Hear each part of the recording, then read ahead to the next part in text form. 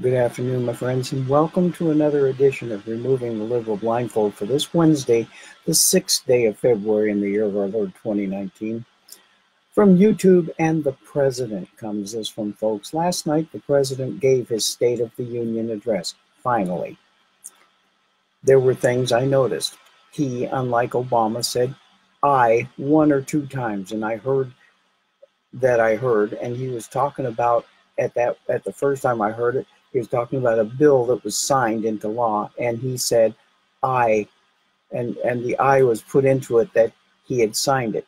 Obama, if you remember, said "I" many times, like it was him alone that did the things that were done. President Trump, on the other hand, used "we" over and over again, a refreshing change. But the other thing I noticed was the reactions from the chamber.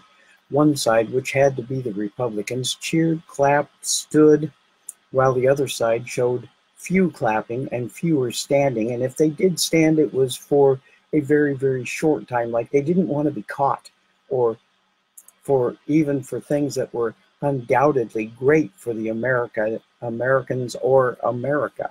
They showed a stark and total disdain for what was going on. Do we really want representatives who won't cheer when good things happen to America? I know I don't. He announced that companies were coming back to America because of the corporate tax cuts that have happened. Quote, "Something we haven't seen for decades. Chrysler is moving a major plant from Mexico to Michigan. Toyota and Mazda are opening up a plant in Alabama, a big one, and we haven't seen this in a long time. It's all coming back. Very soon, auto plants and other plants will be coming up all over our country. This is all news Americans are totally unaccustomed to hearing. For many years, companies and jobs were only leaving us, emphasis on us. But now they are roaring back. They are coming back. They want to be where the action is. They want to be in the United States of America. That's where they want to be. Exciting progress is happening every single day to speed access to breakthrough cures, to affordable generic drugs. Last year, the FDA approved more new and generic drugs and medical devices than ever before in our country's history. Many of the Democrats that were shown were sitting, hands in their laps, while the Republicans stood and clapped. He went on. We also believe patients with terminal conditions, terminal illnesses, should have access to experimental treatments immediately that could potentially save their lives. People who are terminally ill should not have to go from country to country to seek a cure. I want to give them a chance right here at home. It's time for Congress to give those incredible, wonderful Americans the right to try. He even talked about his priority to reduce the price of prescription drugs. America has also finally turned the page on decades of unfair trade deals that sacrificed our prosperity, that shipped away our companies, our jobs, our wealth. Our nation has lost its wealth, but we are getting it back so fast. The era of economic surrender is totally over. From now on, we expect trading relationships to be fair and, very importantly, reciprocal. We will protect the American workers. Republicans stood, Democrats mostly sat. He talked of the rebuilding of the crumbling infrastructure. He talked of the America as a nation of builders. Like the Empire State Building was built in about a year. Now it takes at least 10 years to get just a permit to approved for a simple road. For decades, he went on, he says, for decades, open borders have allowed drugs and gangs to pour into our country's most vulnerable communities.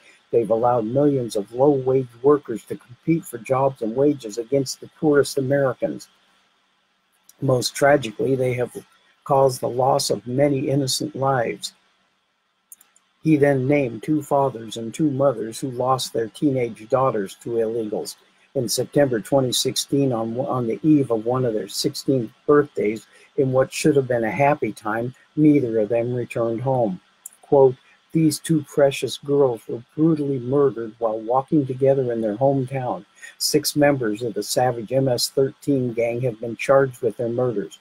Many of these gang members took advantage of glaring loopholes in our laws to enter the country as illegal, unaccompanied alien minors and wound up in Kayla and Nisa's high school. Those were the two girls. Tonight, I am calling on Congress to finally close the deadly loopholes that have allowed MS-13 and other criminal gangs to break into our country. We have proposed new legislation that will fix our immigration laws and support our ICE and Border Patrol agents who work so hard in the midst of such danger. My duty and the sacred duty of every elected official in this chamber is to defend Americans, to protect their safety, their families, their communities, and their right to the American dream, because the Americans are dreamers too. That was a great line. And the removing of the liberal blindfold, folks, happened all night last night during the speech, even to the Democrats' rebuttal, where Joe Biden said that, quote, Stacey Abrams achieved in a matter of minutes something that Donald Trump failed to do in over an hour: embrace and give voice to the spirit and core values that make America great. Really, Biden? It seems that all our president talked about was the core values that makes America great, the core values of giving more money back to the people who are the ones working hard for it and giving less to government. Oh, wait. I see the problem now that the Democrats are having with this one. They are getting less of our money and therefore have less to do with the misery index that they always work so hard to institute on all of us.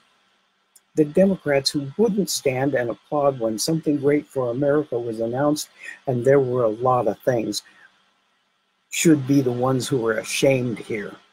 There are a whole lot that he talked about that was great for America. Democrats didn't seem to want any of it.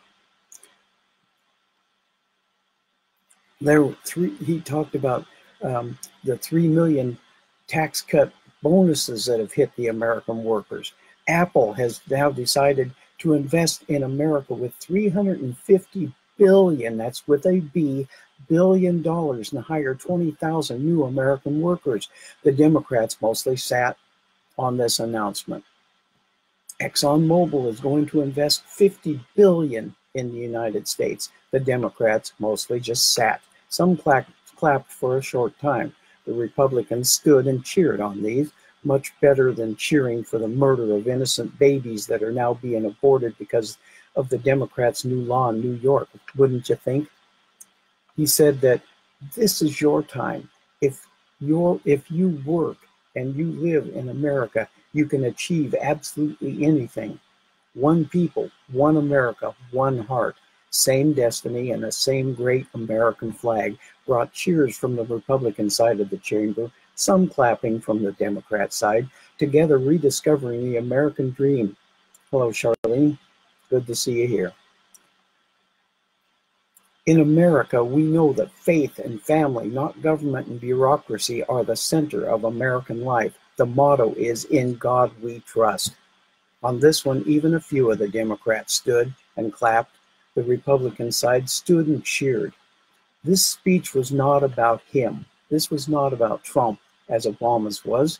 His was about Obama. This speech was all about the American people, our dreams, our desires, our goodwill. Yet the Democrats said that they were the ones who were there for the Americans. Yeah, right. I saw little of that during the speech and even less of it afterwards in the rebuttal. Democrats have to try harder if most Americans are going to believe them on what they are saying. Instead of making the SOTU speech all about him, like Obama did, he made it about America and Americans. This was a great speech, folks. Thank you, Charlene, for being here. And I think Cindy Lade was also there, and two others. We are here to push the facts that the liberal lamestream media leaves out, facts that change the story from what is right to what the left wants, which is never right anymore. Truth, justice, and the American way are the continuing casualties in everything that the left stands for, and the American people need to hear that. God bless America. God bless our troops. And as always, we will not be ruled. Have a safe and blessed day.